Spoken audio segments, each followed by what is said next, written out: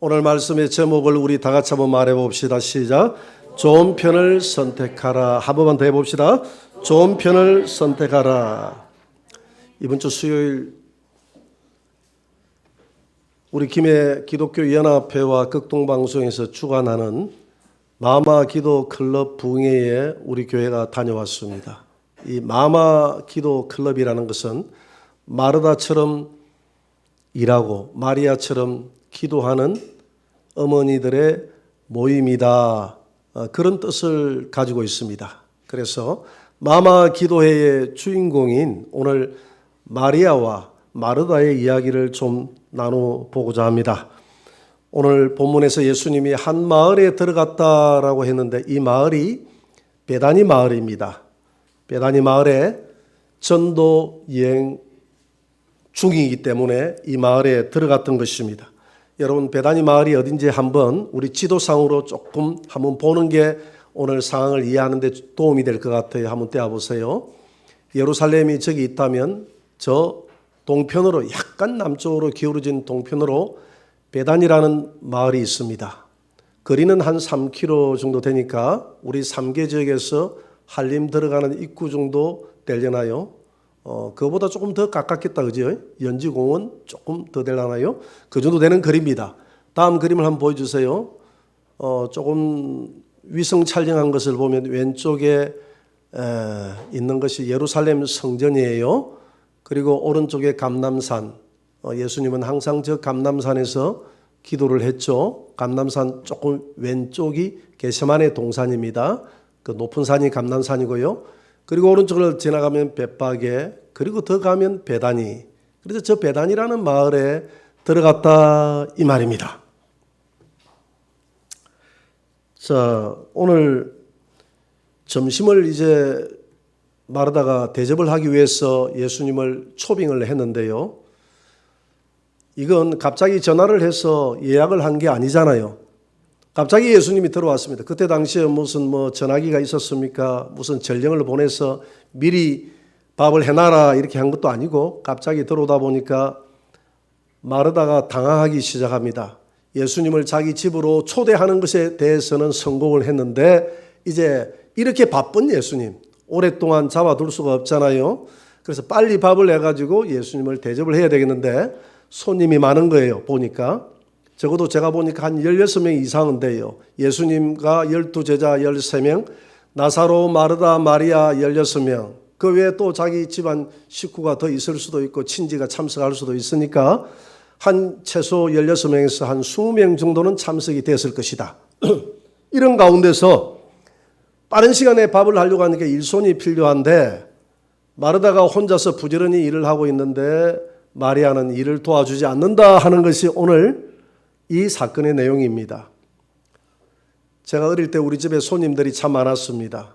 8남매 중에서 제가 막내로 태어났는데요. 막내 중에서도 제 위에하고 7살이나 터울이 생겨서 우리 어머니가 저를 가지고서 저를 떼버리려고 생각을 많이 했는데 하나님의 도우심으로 제가 살았습니다.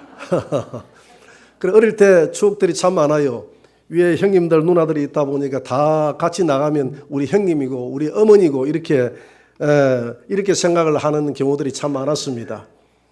어릴 때 집에 보면 우리 집에 늘 학생들이 붐볐습니다. 우리 형님 친구들은 우리 집에 누나들이 있으니까 누나들을 보러 온다고 우리 집에 오고 우리 누나 친구들은 우리 집에 형님들이 있으니까 우리 형님들 보러 온다고 오고 이렇게 하다 보니까 우리 형님들하고 누나들하고 우리 집이 미팅 장소가 돼버렸어요. 늘 어떤 때는 집에 들어가 보면 집이 박자합니다. 그냥 형님들, 누나들, 친구들이 그냥 겹쳐가지고 정신이 없어요. 그런 가운데 우리 어머니가 밥을 해주려 하니까 얼마나 힘들겠어요. 거기에다가 어떤 때는 또 우리 아버지 친구들까지도 데리고 오시네. 그래서 우리 아버지가 항상 우리 어머니에게 별명을 붙여주시기를 너희 어머니는 30분이다 이렇게 이야기했어요. 그러면 아무리 사람이 많이 와도 30분이면 밥을 해가지고 탁 갖다 바치는 그런 손이 빨랐어요. 굉장히 손이 빨랐습니다. 그래서 너희 어머니는 30분이다 하고 이렇게 별명을 붙여줬는데 어릴 때 가만히 한번 돌아보면 우리 어머니가 영아 바빴어. 저 밭에 가서 달롱개 좀 키워라. 그러면 제가 이 부칼을 들고 엄마 지금부터 쉐라이 해가지고 달려갑니다. 달려가서 그 달롱개를 팍 캐기 시작. 달롱개가 뭐냐면 달래. 우리 경상도 말로 달롱개라고 합니다. 그걸 이제 캐가지고 집으로 오면 우리 어머니가 8, 9, 10 이렇게 합니다. 그러면 나 빨랐지. 와, 우리 아들 진짜 날래네. 번개다 이렇게 이야기하면 또 밖에 뭐 시킬 것 없어? 이렇게 해가지고 또 뭘 시키면 또 신나게 달려갑니다. 그러면 또 집에 들어가면 8, 9, 10 이렇게 반복이 돼요. 그래서 하여튼 어머니 옆에서 이렇게 도와주는 것이 재미가 있어가지고 그렇게 도와줬는데 뭐 그게 무슨 큰 도움이 됐을 값에 우리 어머니에게는 그래도 저라도 도와주는 사람이 있으니까 그런 일을 쳐내는 데 있어서 조금 도움이 됐던 것 같아요. 그런데 오늘 이렇게 많은 손님들이 집에 들어왔는데 동생 마리아가 얼마나 얌체짓을 하느냐 하면 오늘 10장 39절을 한번 봅니다. 39절을 한번 보세요. 다 같이. 그에게 마리아라 하는 동생이 있어 주의 발치에 앉아 그의 말씀을 듣더니 마르다는 부엌으로 갔어요. 근데 마리아는 방으로 들어가는 거예요. 그러니까 마르다 생각에 내 동생이 손님들이 왔으니까 방에 뭐 어지럽혀져 있거나 방에 뭐가 있으면 좀 정리도 하고 좀 이렇게 안내도 하고 그리고 난 다음에 부엌으로 올 줄 알았어요. 그런데 이것은 마르다의 착각이었습니다. 아예 오질 않는 거예요. 그러니까 기다리도 오지 않으니까 이 마르다가 화가 엄청 났습니다. 오늘 40절을 한번 봅니다. 그 다음 구절을. 다 같이. 마르다는 준비하는 일이 많아 마음이 분주한지라 예수께 나아가 이르되 주여 내 동생이 나 혼자 일하게 두는 것을 생각하지 아니하시나이까 그를 명하사 나를 도와주라 하소서. 한번 생각을 해보세요. 마리아야 너 빨리 나와 이렇게 이야기하지 않고 예수님에게 이야기하는 것은 이 마리아가 고집이 보통 아니다는 것을 알 수가 있겠죠. 언니 말을 쉽게 듣지 않는다는 것도 알 수가 있겠고 또 예수님에게 이렇게 이야기했다는 것은 예수님도 조금 원망하는 투가 있습니다. 주여 내 동생이 나 혼자 일하게 두는 것을 생각하지 아니하시나이까? 예수님 생각이 있습니까 없습니까? 이 말이거든요. 안 그랬어요. 지금 생각하지 이 상황을 보면 주님 아실 텐데 이 상황이 지금 어떤 상황이라는 것을 주님 충분히 아실 텐데 아니 내 동생을 잡아놓고 이야기하는 예수님이나 내 동생이나 똑같습니다. 이런 조금 원망스러운 말투가 마르다 입에서 나왔다는 것은 지금 마르다의 마음이 얼마나 지금 분노로 가득 차 있다는 것을 알 수가 있죠. 분노로. 그런데 여기에 우리 주님이 뭐라고 답변을 하시느냐 하면 그 다음 41절 42절을 한번 봅니다. 다 같이. 주께서 대답하여 이르시되 마르다야 마르다야 내가 많은 일로 염려하고 근심하나 몇 가지만 하든지 혹은 한 가지만이라도 족하니라. 마리아는 이 좋은 편을 택하였으니 빼앗기지 아니하리라 하시니라. 자, 이 구절이 난해 구절이에요. 난해 구절. 성경에는 난해 구절이 참 많은데 이게 쉬운 것 같아도 이 구절을 해석하기가 쉽지 않아요. 왜냐하면 네가 많은 일로 염려하고 근심하나 몇 가지만 하든지 혹은 한 가지만이라도 족하니라. 이걸 이제 이 성경학자들은 어떻게 해석을 하느냐 하면 이렇게도 해석을 하는 분이 있어요. 네가 지금 반찬 여러 가지 한다고 지금 염려하고 근심하는데 몇 가지를 하든지 한 가지만 해도 간장 한 가지만 해도 족하니까 그냥 염려하지 말고 그렇게 짜증내지 말고 반찬 한 가지만 김치 한 가지만 들어와도 우리 맛있게 먹을 테니까 그렇게 하고 들어와. 이렇게 하니까 좀 그럴듯하지 않습니까? 그죠? 이 해석이 그럴듯하죠? 그런데 그 다음 구절은 읽어보니까 전혀 그게 아니라는 것을 알 수가 있어요. 몇 가지만 42절에 보니까 몇 가지만 하든지 혹은 한 가지만이라도 족하니라. 여기까지는 좋아요. 반찬 한 가지만 족하다는 이 해석이 좋은데 그 다음에 뭐라고 주님이 이야기했느냐면 마리아는 이 좋은 편을 택하였으니 빼앗기지 아니하리라. 마리아는 좋은 편을 택했다는 것은 마리아는 반찬 한 가지만 택했다? 이런 뜻인데 마리아는 반찬 한 가지도 안 했잖아요. 그러면 반찬 이야기를 하는 게 아니라는 것을 알 수가 있죠. 지금 예수님은 반찬 이야기를 하는 게 아니에요. 지금 이 반찬, 마르다가 염려하는 이걸 두고 지금 이 상황을 두고 지금 영적인 의미를 담고 비유적으로 설명하고 있기 때문에 이 예수님이 하고자 하는 이 말의 뜻을 우리가 이해하는 것이 이 구절을 이해하는데 유익하고 도움이 된다 이 말입니다. 자, 이 말은 어떤 말이냐면 우리가 살아가다 보면 많은 일들이 하루 눈을 뜨게 되면 해야 될, 처리해야 될 많은 일들이 있지 않습니까? 그래요, 안 그래요? 그렇잖아요. 많은 일들이 내 눈앞에 있어요. 어떤 때는 참 감당이 안 될 때가 있어요.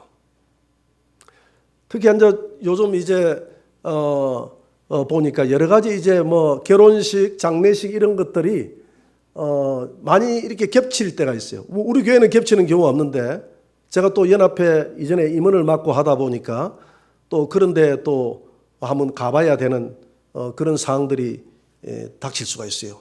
그러다 보면 어느 한 가지를 선택을 해야 될 경우가 있습니다.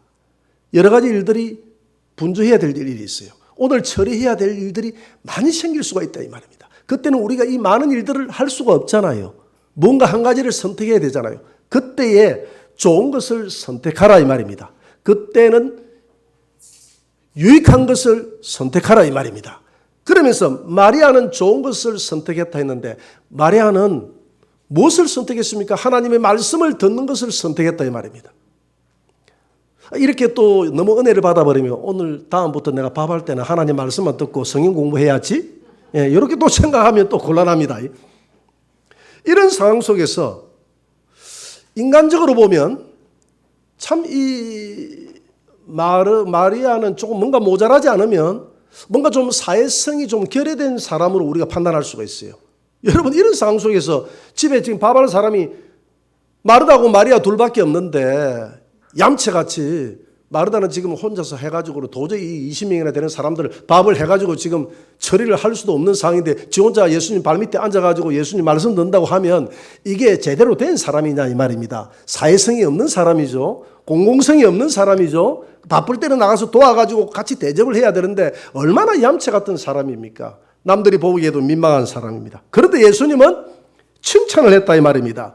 마리아를 향해서 칭찬을 했을 뿐만 아니라 마리아가 좋은 편을 택했으니 영원히 마리아가 택한 것이 빼앗기지 않을 것이다. 이렇게 이야기를 했다 이 말입니다.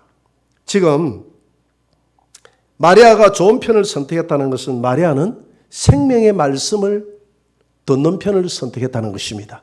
여러분 오늘 우리가 하루를 살아갈 때 언제나 하나님의 뜻과 세상의 유익이 두 가지가 겹칠 때는 세상의 유익보다는 하나님의 뜻을 쫓아가라는 것입니다. 오늘 여러분들이 이 예배 현장에 오기까지 여러분들은 뭐 크게 갈등이 없었으리라고 생각하는데 특별히 이제 교회 막 신앙생활을 하는 초신자들은 갈등이 많이 생기죠.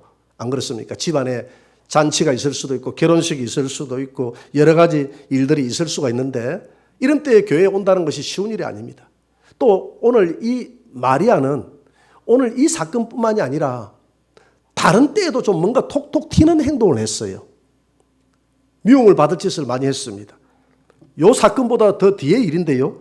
마리아가 어떤 행동을 했느냐 하면 마가복음 14장 3절을 한번 봅니다. 다 같이 예수께서 베다니 나병 환자 시몬의 집에서 식사하실 때에 한 여자가 매우 값진 향유 곧 순전한 나드 한 옥합을 가지고 와서 그 옥합을 깨트려 예수의 머리에 부으니 어떤 사람들이 화를 내어 서로 말하되 어찌하여 이 향유를 허비하는가? 이 향유를 300데나리온 이상에 팔아 가난한 자들에게 줄 수 있었겠도다 하며 그 여자를 책망하는지라. 여러분 베다니 나병 환자 시몬의 집에 있는데 어떤 여자가 들어왔어요. 이 여자가 누구냐면 이 마리아입니다. 마리아. 오늘 마르다의 동생 마리아가 옥합을 깨트려가 예수님의 머리에 붓는 도유 사건이 일어났습니다. 머리에 확 부어버리는 거예요. 그런데 오늘 제자가 그 제자들 중에서 한 사람이 뭐라고 이야기하냐면 이 옥합을 팔면 300데나리온 이상 받을 텐데 그래서 가난한 자들을 도우면 더 좋을 텐데 왜 이렇게 허비하고 이렇게 이 많은 돈 여러분 300데나리온이면 어느 정도 되는 돈이냐면 1데나리온은 작년에 1일 품삯입니다. 300데나리온 이상이라고 했으니까 우리가 1년을 365일로 잡으면 1년 연봉치가 이 옥합 하나가 1년 연봉치의 가격이다 이 말입니다. 이 나드 향이라고 했는데 나드 향은 향의 종류입니다. 당시 팔레스타인 땅에서 나지 않는 향이에요. 이게 어디서 나느냐? 히말리아 저 산맥 꼭대기나 또 저 인도의 깊은 산골짜기에서 자생하는 향나무 있잖아요. 아주 오래된 향나무 뿌리에서 빼내는 이 채취하는 이 책이에요, 책. 그 책이 얼마 되겠습니까? 그 향이 너무너무 좋다는 거예요. 그래서 이게 너무나 희귀하고 너무나 희소성이 있기 때문에 이건 값이 어마어마하다는 겁니다. 어마어마하다는 거예요. 그러니까 1년 연봉이니까 뭐 작게 잡아도 1년 연봉을 한 2천만 원만 잡아도 이게 2천만 원 이상, 많게는 3천만 원, 4천만 원까지 하는 그런 향을 예수님의 머리 위에 갑자기 부어버린 사람이 누구다고요? 마리아. 어찌 보면 마리아는 참 그 화끈한 여자 같아요. 통이 크고. 근데 마리아는 자기 아주 고집도 있는 여자라는 것을 알 수가 있습니다. 왜냐하면 마르다가 이렇게 불러내가 열이 나오라 하면 될 텐데 뭐 나 안 나가 하면 벌써 마르다는 동생의 성격을 파악했다는 것이죠. 그래서 예수를 믿어도 보면 조금 고집이 있는 분들이 예수를 잘 믿어요. 제가 늘 이야기하는데 우리 아버님은 사람이 너무 좋으셔가지고 아버님 예수님 영접하시면 됩니다. 영접하면 되지. 영접할게? 그래가 영접을 해요. 그 다음 또 한 몇 달 있다가 집에 가보면 아버님 예수님이 지금 어디 계십니까? 그래서 모르겠는데. 그렇게 하면 안 됩니다. 아버님 예수님을 영접해야 됩니다. 영접하면 되지. 또 영접할게. 갈 때마다 영접을 시키는 거예요. 잊어버리고 영접을 시키고. 근데 우리 어머니는, 우리 장모님은 그게 아니야. 안 해. 나 지금 40년 동안 성덕도를 믿었는데 안 돼. 안 돼. 이렇게 했는데 한 번 예수님을 영접하고 성령을 체험하고 나니까 얼마나 열정적으로 믿는지 그 예수님이 이렇게 뇌에 박혀 있는 거예요. 그래서 좀 치매가 오셔가지고 뒤에 좀 힘들긴 했는데 그 치매 가운데서도 기도를 합니다. 하나님 우리 어머님의 영혼을 버리지 마시고 받아주는데 그렇게 기도를 하는데 이 기억이 없으신 분이 갑자기 눈을 뜨더니 예수님이 나 버리나? 이렇게 하는 거예요. 어머니 예수님 버리지 않습니다 하니까 눈을 또 딱 감는 거예요. 그러니까 마음판에 예수님이 탁 박혔어.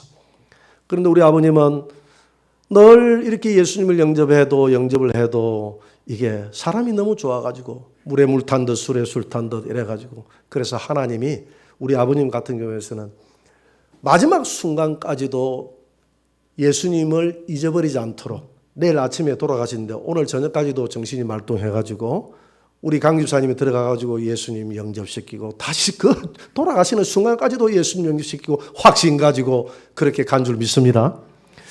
그래서 이 사람이 가만히 보니까 예수님을 이렇게 좀 이렇게 내가 우리 어머니를 향해서 예수님을 안 믿을 때는 우리 장모님은 마음이 너무 완고해. 내가 이렇게 이야기를 했는데 예수님을 믿고 나니까 우리 장모님은 주관이 뚜렷해. 이 완고하다는 말이 주관이 뚜렷해로 바뀌어지더라고. 이 마리아가 그런 여자였어요. 마리아는 주관이 뚜렷한 여자였습니다. 판단 딱 하면 그대로 행동해버리는 여자였다 이 말입니다.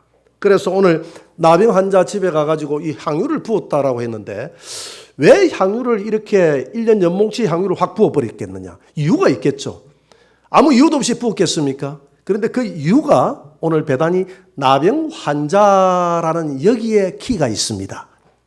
여러분 이 배단이 집인데 이 집이 누구의 집이냐면 마르다 마리아의 집이에요. 그러면 이 배단이 나병 환자가 누구냐 이런 문제가 나오겠죠. 그래서 성경학자들은 이 나병 환자가 마르다의 남편이었을 것이다. 이렇게 생각하시는 분들이 다수고 그러나 또 일부는 마르다의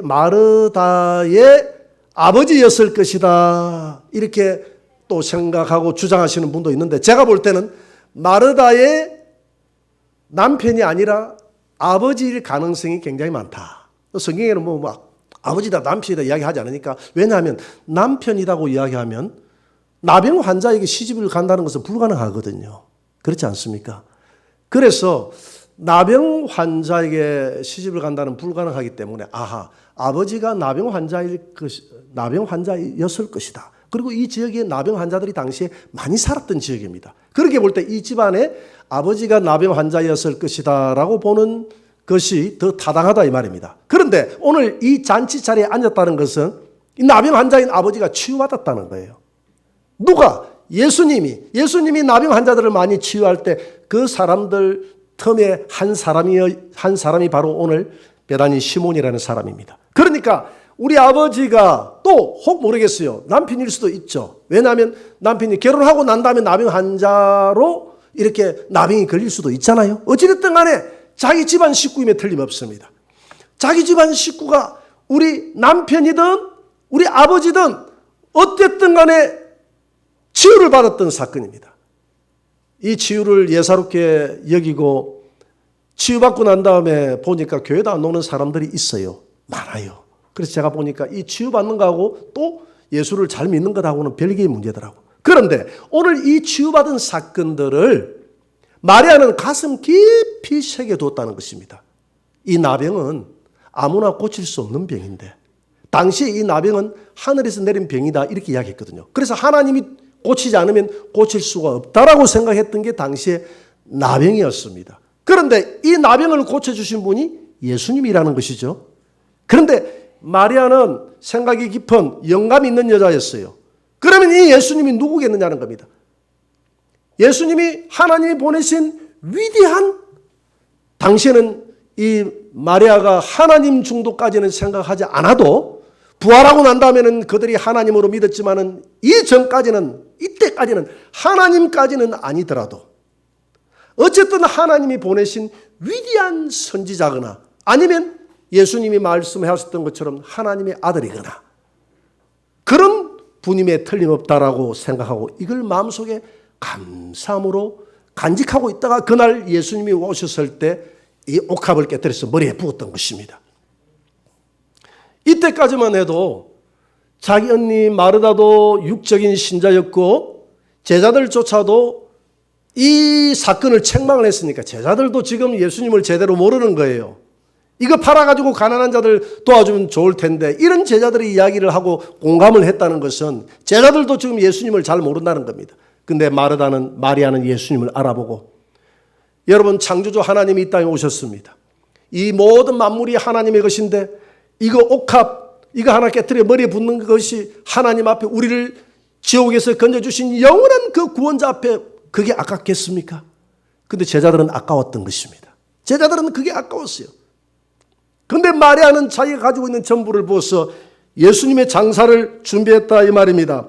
이런 톡톡 튀는 이 마리아의 행동을 향해서 유괴 신자들은 세상 사람들은 이해할 수 없었지만 마리아를 이해해주고 마리아의 그 기특함을 칭찬했던 분이 있는데 그분은 바로 예수님이셨습니다.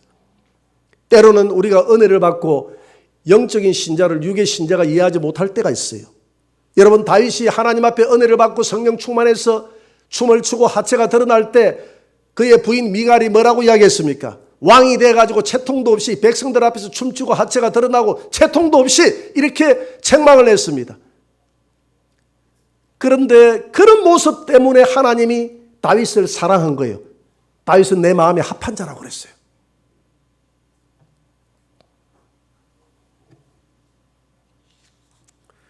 오늘 이 마리아는 생명의 편을 선택했습니다. 여러분 우리가 이런 때에 생명의 편을 선택하면 후회함이 없는 줄 믿으시기 바랍니다. 세상 사람들이 이해하지 못해도 하나님이 여러분들을 인정해 준다는 것을 믿으시기 바랍니다. 제가 가까운 친척으로부터 얼마 전에 전화가 왔습니다. 삼촌, 우리 아들 결혼식을 하는데 좀 와주세요. 그래요. 그래서 언제 결혼식을 하느냐고 물어보니까 일요일 날 합니다. 일요일 1시에 합니다. 이렇게 이야기를 해요. 그래서 일요일 1시에 하면 내가 갈 수가 없는데 내가 목사인 줄 아는데 나한테 전화를 해가 오라네. 이런 생각이 이제 순간 머리에 돌아가는 거예요. 그래서 내가 그랬어요. 일요일 날 내가 설교하고 일요일 날 내가 갈 수가 있나? 토요일로 옮기라.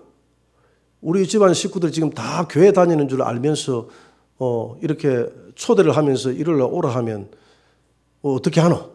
내가 이렇게 좀 책망을 하면서 이야기를 했어요. 그랬더니 하는 말이 옮길 수가 없습니다. 지금 여자집에서 이 날짜를 잡은데 점을 쳐가지고 점괘를 뽑아보니까 오늘 날짜가 나왔다고 하는데 이 날짜를 어떻게 옮깁니까? 이렇게 이야기를 하는 거예요. 그래서 내가 그랬죠. 내가 하나님께 점괘를 받아보니까 옮기라고 한다. 그러나 이제 내 마음으로 그렇게 답변을 했다 이 말입니다. 입으로 그렇게 이야기할 수는 없죠. 마음으로 그렇게 답변을 하고. 그런 경우에 전화를 끊기는 했는데 이런 분들이 제가 목사니까 이해를 해 줄 수 있겠지만은 만약에 여러분들이 평신도일 경우에 여러분 집안에 그런 문제가 생기면 나 오늘 교회 가야 되는데 이렇게 하면 그게 이해가 되겠느냐 이 말입니다. 이해가 되겠느냐 이 말입니다. 이해가 안 될 경우가 있어요. 제가 이전에 그랬잖아요. 제 대학교 동기생 친구가 전화 와가지고 오늘은 우리 동기생들 다 모이는 날인데 검정산 앞에서 오늘 등반하기로 했으니까 이번 주 일요일 날 10시까지 오라고 그러는 거예요. 나보고 검정산으로 오라는 거예요. 그런데 이 친구야 내가 목사인데 어떻게 가나? 너희 교회 부목사 없니? 이라는 거예요. 아 있지. 그럼 맡기고 오면 되지. 그런 백도 없나? 이라는 거예요. 이 친구는 무슨 내가 그 가는 거 안 가고 하는 게 무슨 그게 그 큰 백인 줄 생각하는 거예요. 그래서 속으로 이 무식한 놈아. 아무리 네가 종교를 안 가지고 있다 한다 할지라도 그런 거 정도는 상식인데 싶어서 그냥 마음으로만 무식한 놈아 이렇게 이야기하고 마음으로만 그렇게 했죠. 좋게 이야기하고 막 끊었습니다. 그런데 세상 사람들은 우리가 하나님 앞에 예배드리고 이렇게 하는 것에 대해서 이 소중함을 몰라요. 그리고 때로는 집안에 중요한 일이 있으면 예배 한 번 정도 빠지고 집안에 참여하는 것이 옳다라고 생각하는 것이 세상 사람들의 논리입니다. 그게 이성적인 논리죠. 오늘 이런 경우도 마찬가지잖아요. 지금 손님이 한 20명 가까이 왔다고 하면 부엌에 가서 도와주는 게 이게 맞습니까? 예수님 발치에 앉아가지고 얌체처럼 그 이야기만 듣고 사람들이 들을 때 생각할 때 어떻게 하면 일하기 싫어서 저지한다 이렇게 안 하겠어요? 그러니까 이게 영적인 사람이 하는 행동에 대해서 세상 사람도 이해할 수 없을 뿐만 아니라 지금 2천만 원이 넘는 이 돈을 옥합을 부어버렸던 사건은 믿는 사람조차도 이해를 하지 못했다 이 말입니다. 그런데 이런 사건에 대해서 예수님은 뭐라고 답변했냐면 마가복음 14장 9절에서 이렇게 답변을 합니다. 한번 읽어봅니다. 내가 진실로 너희에게 이르노니 온 천하에 어디서든지 복음이 전파되는 곳에는 이 여자가 행한 일도 말하여 그를 기억하리라 하시니라. 이 향유옥합을 깨뜨려서 예수님에게 부었던 이 사건을 성경에 기록해서 온 세상 사람들 하여금 듣게 하라. 여러분 이런 경우에 우리는 마태복음 13장의 말씀을 기억합니다. 남의 밭을 우연히 갈다가 거기에 금알을 발견했어요.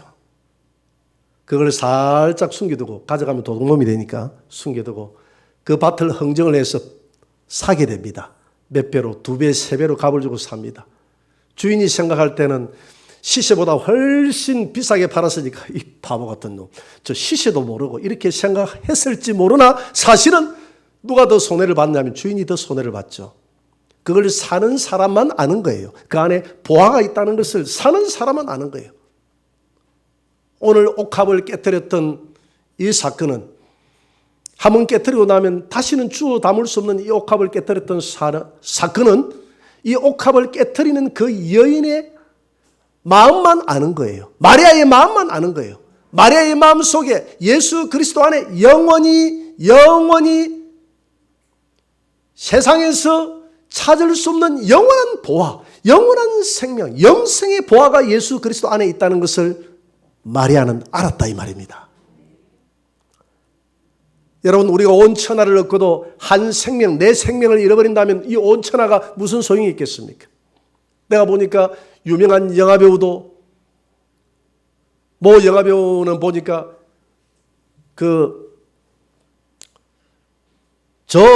이 뭡니까? 이 요즘 우리 코로나를 피해가지고 코로나가 없는 청정국으로 피신을 갔더라고요. 근데 거기서 걸려버렸어. 감독이. 그래 돌아가셨어요. 김기덕 감독. 돌아가셨어요. 김기덕 감독 모르십니까? 여러분들은 뭐 그런 거 잘 모르시죠? 그 유명한 감독이신데 그게 피해 갔다가 그게 돌아가셨어요. 그래서 제가 느끼는 게, 이런 모습들을 보고 느끼는 게 있어요. 사람의 생명의 주관은 하나님께 있는 줄 믿습니다. 전 세계를 지배했던 알렉산더 대왕이 인도를 정복하다가 말라리아 그 모기한테 한 방 쏘이가 돌아가셨어요. 죽었다 이 말입니다. 사람의 생명이 온 세상을 호령하는 이런 왕이라도 이런 말라리아 모기 한 방에 날아가는 게 우리 인생의 생명이에요. 우리 인생의 생명이 무엇이뇨? 안개와 같으니라. 하나님은 우리를 높이기도 하고 낮추기도 하고 소울에 내리기도 하고 올리기도 하고 부하기도 하고 가난하기도 하고 생사복이 하나님께 있다고 사무엘상 2장 6절 7절에서 말했던 것을 요즘 내 마음에 실감이 들어요. 그래서 주님이 그랬지 않습니까? 너희들이 무슨 감독이 돼서 무슨 오스카 상을 타고 무슨 상을 타고 내가 무슨 회장이 돼가지고 상을 타고 무슨 국회의장이다 대통령이다 했지만 다 죽음의 순간에는 아무것도 가지 못하고 다 같이 떠나더라 이 말입니다. 그래서 주님이 하신 말씀이 온 천하를 얻는 권력을 치어도 온 천하를 얻는 명예와 부를 가져도 영생이 없다면 네게 그게 무슨 소용이 있겠느냐. 할렐루야. 오늘 이 300데나리온이나 하는 이 향유 옥합이 영생과 어떻게 비유할 수 있겠습니까?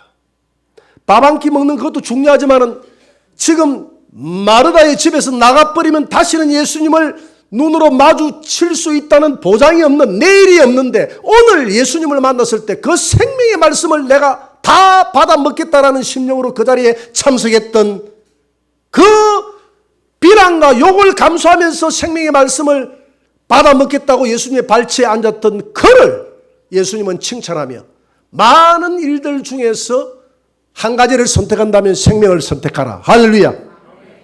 오늘 여러분들은 생명을 선택해서 오늘 이 자리에 온 줄 믿습니다. 여러분들이 예수를 믿었던 것도 여러분들이 선택해서 예수를 믿었습니다. 이 자리에 오늘 예배에 오게 된 것도 여러분들이 선택해서 오게 된 거예요. 이 선택에는 후회함이 없는 줄 믿습니다.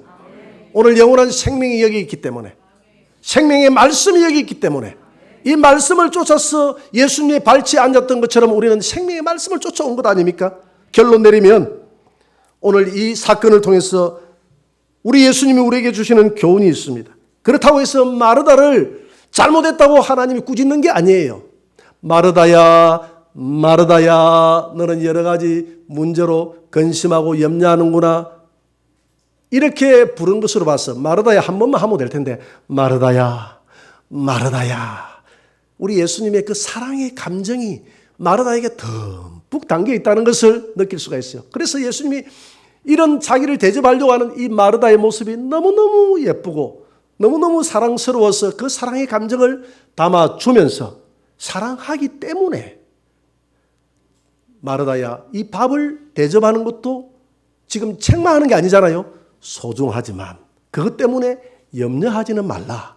오늘 너가 비난하는 마리아는 좋은 것을 선택했다. 그래서 지금 마르다에게 무엇이 가치 있고 무엇이 가치 없는 것이라는 것을 이야기하는 겁니다. 밥하는 것이 가치 없다는 것이 아니라 밥하는 것보다 더 가치 있는 것은 뭐냐면 하나님의 말씀이라는 것입니다. 믿으십니까?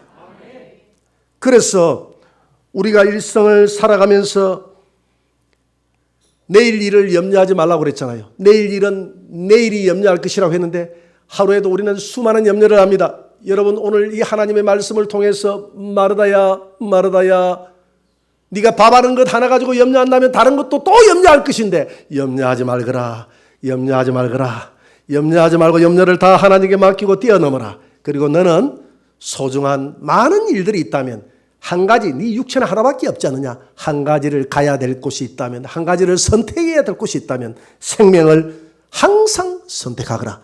여러분, 우리 인생은 선택인 줄 믿습니다. 우리 인생은 선택이에요. 하루에도 선택 잘못하면 우리 인생이 패가 망신하고 선택 잘하면 우리 인생이 패이는 경우가 있어요. 우리는 영원한 생명을 선택한 것에 대해서 후회함이 없게 되기를 바랍니다. 마지막 한 구절 보고 마치도록 하겠습니다. 신명기 30장 19절입니다. 다 같이 내가 오늘 하늘과 땅을 불러 너희에게 정거를 삼노라. 내가 생명과 사망과 복과 저주를 내 앞에 두었은즉 너와 내 자손이 살기 위하여 생명을 선택하고 여러분들과 여러분들의 자손이 살기 위해서 항상 세상과 생명이 있을 때는 생명을 마리아처럼 선택하는 여러분들이 되시기를 주의 이름으로 축원합니다.